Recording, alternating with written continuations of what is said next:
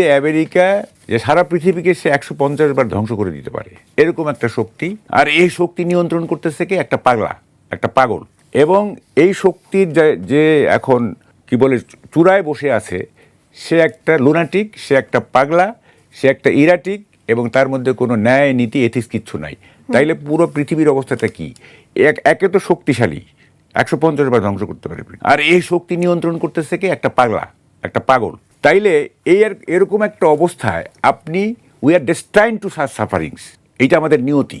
সে আপনাকে ইরিটেট করবে, আপনার কিচ্ছু করার নাই। এইটা মানে আমি কি বর্ণা, আমার একটা হিউম্যান রাইট আছে, আমার একটা আছে, আমাকে কেন করবে, হ্যারাসমেন্ট করবে ইত্যাদি, চলবে না। সে টপ টেরর, সে আপনাকে করবে। এটা you are destine to sufferings. সুতরাং আমেরিকা এটা করবে, এবং এইটা আমাদের কি করা উচিত ছিল সেটা পরে আসতেছি। দেখেন, আপনি যদি এখন চুক্তি বাস্তবায়ন না করেন তাইলে কি হবে? আমাদের গার্মেন্টসের কি হবে? ধরেন আমাদের গার্মেন্টসের কি, আমরা তো গার্মেন্টসের তো আমেরিকার আমাদের একটা বড় হাব, তাই না? তো সে তো তখন আমাদের গার্মেন্টস রপ্তানি সেটা একটা নানা রকম মানে গিরিঙ্গি করবে। ফলে আমাদেরও তো কিছু দায় আছে, এবং এগুলিকে ক্যাপিটালাইজ করে আমেরিকা আমাদের উপরে এমন একটা চুক্তি ইম্পোজ করছে। প্রত্যেকটা ক্লজ হচ্ছে একটা অ্যাটম বোমা। বোয়িং কিনতে হবে, তো এত টাকার তেল কিনতে হবে, এত টাকার কৃষি পণ্য কিনতে হবে, জেনেটিক্যালি মডিফাইড ফুড খাইতে হবে, এইটা নানা রকম আছে, তাই না? প্রত্যেকটা এক একটা অ্যাটম বোমা। এইটা ওই যে ইরানের মতো বোমা মারতে হবে না, এই বোমা এই চুক্তির মধ্যেই আছে। ফলে এটা we are destine to sufferings. কি করা উচিত ছিল, যেটা ইউনুস সাহেব করতে পারতেন, সেটা করেন নাই।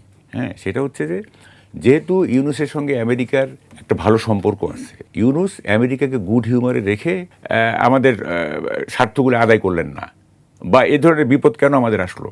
আপনি যদি বড় মাঠে খেলা হয়ে থাকেন, তার মানে হচ্ছে সে নিজেও ওই যে বললো না, আমরা স্কুল জীবনে যেসব জিনিস পড়ছি, হ্যাঁ, এগুলির বাস্তবে তো কোনোটারই কোনো ইমপ্লিকেশন নাই।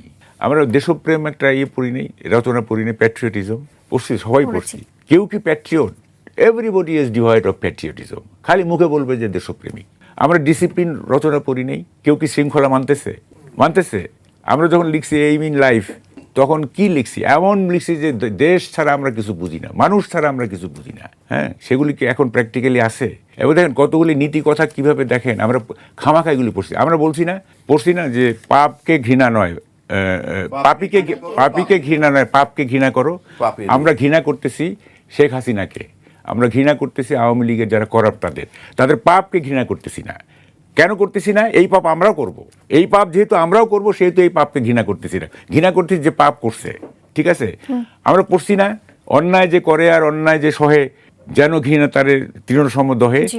তো এই যে এত অন্যায় যে হইলো 18 মাসে, এইটা কেন সহ্য করতেছি? তাহলে তো আমিও অন্যায়কারী। রবীন্দ্রনাথের ভাষা, মানে রবীন্দ্রনাথের ওটা যদি আমরা মানি, তাহলে যেন ঘৃণা তব তৃণসম দহে, মানে অন্যায়কে যেভাবে যে করে